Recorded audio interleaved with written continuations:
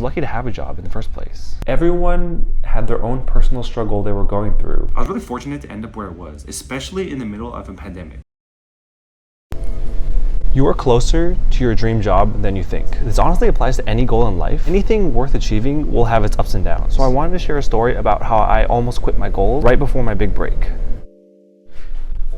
So around mid-2019, I'd been working in tech startups for about 2.5 years. So contrary to why most people work at tech startups, I worked at them because they're the only places that would really hire me. Flashback to 2016, when I graduated from college, I didn't have great grades, I didn't have work experience, and I had no motivation. I'll spare the details, but I just was never a hard worker for most of my life. But like a lot of other people, I still dreamed of working at big tech companies. I just wanted the compensation, I wanted the perks, I wanted the prestige, but I knew the only thing standing in the way was these leetcode software engineering style questions. But procrastination has always been my problem.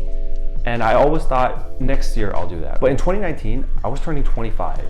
And I thought to myself, if I don't make a change now, I'll never become the person I want to become. So I set a goal to break into big tech companies. And I made a schedule for myself to start studying interview questions in August of 2019 until March of 2020, when I would apply and interview for these positions. I actually detailed a lot of it in this video right here. And I got my lazy self to actually commit to a goal for the first time in my life. So instead of hoping for motivation or hoping I wouldn't procrastinate, I forced myself to use systems in order to study. I would finish work and then immediately shove myself into a work conference room from 5 to 7 p.m. every day, so I could study these questions. And the process was pretty grueling and lonely, but because I had my sights set on a goal, it was actually very motivating. So everything was going great. I was getting better and better. I had some stumbles with interviews here and there. I actually made a video about one of them. But I never ran into a point where I asked myself, why am I doing this? Because I still felt like it was all part of the process and the end goal was inevitable. But then of course, March of 2020, the COVID pandemic hit. This turned the whole world upside down and all of my plans didn't mean anything anymore. And because I'm such a naturally lazy person, the systems that I had built to make myself study, they just didn't work anymore. Everyone was told to work from home. I couldn't study outside the house. I couldn't go to the gym. Even the parks were closed. But I felt like I couldn't let these external circumstances change my study habits. I needed to force myself to be able to study at home. I felt like these software companies, they were all working from home. It wouldn't really affect their interview process that much. And how long could this possibly last anyway? Like 2 weeks? A month? Before no time, we'd be back in the office and I'd be able to have my old systems back the way they were.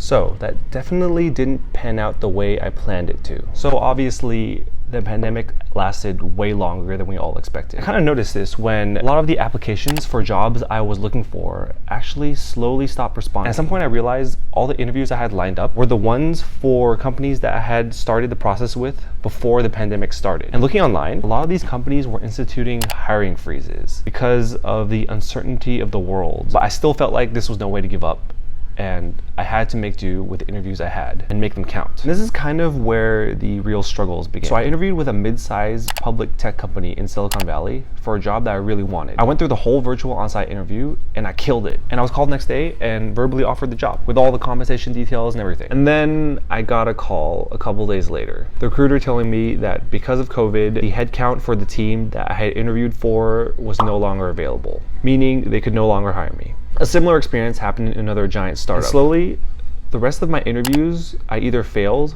or were canceled. I had been studying from August of 2019 to March of 2020 with nothing to show for it. And I felt like all my effort was completely wasted. And I was kind of ready just to be happy at my current job, just because I was lucky to have a job in the first place. I felt like with everything going on around me, that I didn't really have a right to be upset. People were losing their jobs left and right. College students were being sent home for online learning. There's a literal pandemic raging with people dying. Everyone else is stuck inside, just like me. It really wasn't until I started talking to one of my friends who was a college student. This was a girl that never complained about anything. And when we got to the topic of college and how all our classmates were sent home, she was pretty dismissive of her own struggles, kind of just like how I was of my own. But from my perspective, it was 100% justified for her to be upset. And when I said that, she said that a lot of people couldn't really understand her and her classmates' struggles, and she felt like she didn't have a right to complain about her situation with all the things going on in the world, and that she appreciated what I said. And it kind of opened my eyes in that everyone had their own personal struggle they were going through, and they probably just didn't tell anyone about it. perfect. Just because your situation is not literally the worst in the world doesn't mean you're not justified in feeling the way you are. Bringing it back to interview. For so long, I felt like this interviewing process had to be a solo process. I felt like I had to study alone, interview alone, get the job alone. I felt like I had to do everything myself. But it became very apparent that without the support of your family and friends, something like this, and any goal in life really, becomes really grueling and difficult. And after that, I reached out to my friends and family, and they really told me how close I was and that all my struggles and work weren't all for nothing. It was just set back a little. I just needed to be a little bit more persistent and the results would come. If I didn't have that experience, I don't think I would be at the job I have now. I kept applying. I used sites to see who was still hiring, and I made sure to message all of my connections and friends for referrals on LinkedIn. It took me about 5 months longer than I initially had planned, but in the end, when my opportunity finally came, months of preparation and persistence all came together at once, and I was finally able to get the job that I wanted. I was really fortunate to end up where I was, especially in the middle of a pandemic. So if you're struggling, just remember you're probably closer to your goals than you think, and that persistence is the key to everything. And above all, if you're trying to achieve your goals, make sure you reach out to your friends and families for support. It's a really grueling process, and it can be really hard to see the light at the end of the tunnel. And they might just be your motivating factor to push you over the edge to achieve what you need to achieve with your life. If you're struggling with something, leave it down in the comments. Hopefully I can offer some words for you.